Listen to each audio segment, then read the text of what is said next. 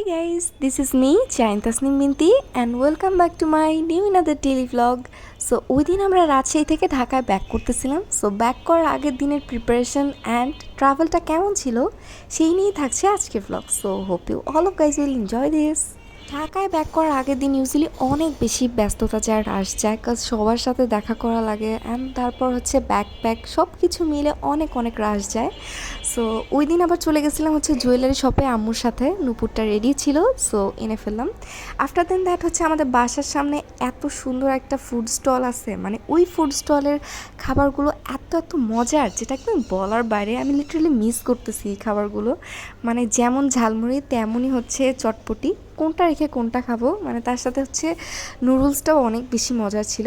Anyways আমি বাসায় আসার পর হচ্ছে নুপুরগুলো দেখতেছিলাম, মানে আমি যেরকমই অর্ডার করছিলাম ঠিক সেই ডিজাইনেই উনি অ্যাকুরেট বানায় দিচ্ছে। মানে কী যে পছন্দ ছিল আমার ডিজাইনটা, মানে যেটা একদম বলার বাইরে। আফটার দেন দ্যাট এই তো প্যাকিং শেষ অলমোস্ট। তো জিপার লক করার আগে হচ্ছে আমি দেখতেছিলাম যে সব কিছু নেওয়া হয়েছে কিনা, তো এই মুহূর্তে একটা ক্লিপ নিয়ে রাখছিলাম। দেন পরের দিন সকাল 6টায় আমরা স্টেশনে অ্যারাইভ করি অ্যান্ড আফটার দেন দ্যাট আমরা হচ্ছে ট্রেনের জন্য ওয়েট করি। অ্যান্ড আমার বাবা মা কিন্তু অনেক বেশি পাঞ্চুয়াল মানুষ, মানে আমি জানি না এরকম প্যারেন্টসের মেয়ে হয়ে আমি কেন এত লেজি। তো হচ্ছে আমাদেরকে ঠিক 4টার সময় ঘুমের থেকে উঠাই দিছে অ্যান্ড আফটার দেন দ্যাট এত বেশি তাড়াহুড়ো করে স্টেশনে নিয়ে আসছে যাতে ট্রেন মিস না হয় কোনোভাবেই। আর এই তো আমাদের ইকরিকে দেখে অনেক বাচ্চারা দেখতে আসতেছিল, ওর সাথে খেলা করতে চাইতেছিল, মানে সবাই ইকরিকে অনেক বেশি পছন্দ করে সেটা যেখানেই যাই। তো এই তো ওই দিন আবার হচ্ছে বাবা আর ছোটো ভাই আমাদেরকে স্টেশনে রাখতে গেছিলো, বাবার ওই দিন আবার ছুটি হয়েছিল। তো এই তো ওয়েট করতে করতে ট্রেন আর আসে না, মানে এত ফার্স্ট আমরা আসছি এত আর্লি। আফটার হোয়াইল ট্রেনটা আমাদের স্টেশনে অ্যারাইভ করে অ্যান্ড আমরা ট্রেনে উঠে যাই অ্যান্ড সিট খুঁজতে থাকি অ্যান্ড দেন বসেও যাই।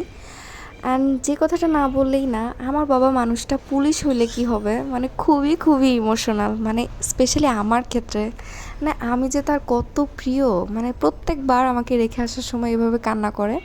যাই হোক, তো আমার ভেবেই মাঝে মাঝে অবাক লাগে যে যেই শহরে যেই ঢাকায় ছোটোবেলায় একটা ধাপও হাঁটতে পারতাম না আগে বাবা মা ছাড়া, তো এই ঢাকাতেই আমার একা একা থাকা লাগতেছে এখন। মানে বাবা মা জব পারপাসে দুইজনই এখন ঢাকা থেকে মুভ করে এখন রাঁচিতে settled and trust me this matter are really very pathetic for me. Anyways ট্রেনটা ছেড়ে দেয় ঠিক 7টার সময়। তো এই তো আমরা যাচ্ছিলাম অ্যান্ড আমাদের সিটটা ওইবার ছিল হচ্ছে টেবিল সিট।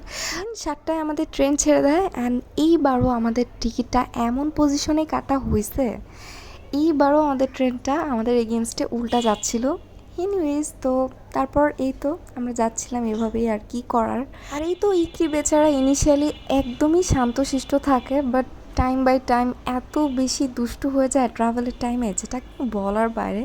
মানে একটু পরের থেকেই বের হওয়ার জন্য এমন ছটপট শুরু করছিল, মানে বলার বাইরে আর কি। দেন ও এমন ছটপট শুরু করছে, ওকে তো বের করাই লাগছে মানে ব্যাগ থেকে। অ্যান্ড দেন হচ্ছে ও চুপ করে বসেছিল, আর হারনেস পরাতে একটু সেফটি সিকিউরিটি ছিল যাতে দৌড় না দিতে পারে, তারপরেও ভয় লাগে। ও হারনেস সহ অনেকবার দৌড় দিছে, বাট ওকে ধরে নিয়ে আসা লাগছে। দেন তো এই তো ওকে আদর করলে আবার চুপচাপ থাকে, আদর করা ছেড়ে দিলেই ও আবার দুষ্টামি শুরু করে দেয়। এত বচ্চাত বিড়ালটা যেটা একদম বলার বাইরে।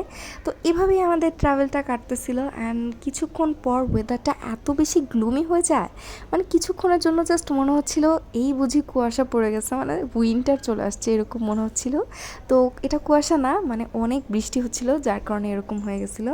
তো সকালবেলার ব্রেকফাস্টে আমি কোনো ভারী খাবারই খেতে পারি না এত সকালে, তো আবার সো একটু চিপস খাচ্ছিলাম আর বিরিয়ানিটা একটু পরে খেয়েছিলাম, যেটার ক্লিপ ডিলিট হয়ে গেছে আনফর্চুনেটলি। তো এই তো তারপর যমুনা সেতু দিয়ে আসতেছিলাম, এটা হচ্ছে নতুন সেতু আর অপোজিটে হচ্ছে আগের সেতুটা ছিল। তো নতুন সেতুটা মানে সবই ঠিক আছে, অনেক ফাস্ট যায়, বাট ভিউটা ওইভাবে এনজয় করা যায় না, সিনারিটা আগের মতো মোটেও আর চার্মিং নাই। এনিওয়েজ তো এই তো কি আর করার। তো খুবই ঘুম পাচ্ছিল ওই দিন জার্নিতে, অ্যাজ হচ্ছে রাতেও ওইভাবে ঘুম হয় নাই, মাত্র 3-4 ঘন্টার জন্য ঘুমাইছি, তারপর তো 4টার সময় উঠে চলেই আসতে হইলো। তো এই তো ইকরি একবার ঘুমায় একবার উঠে।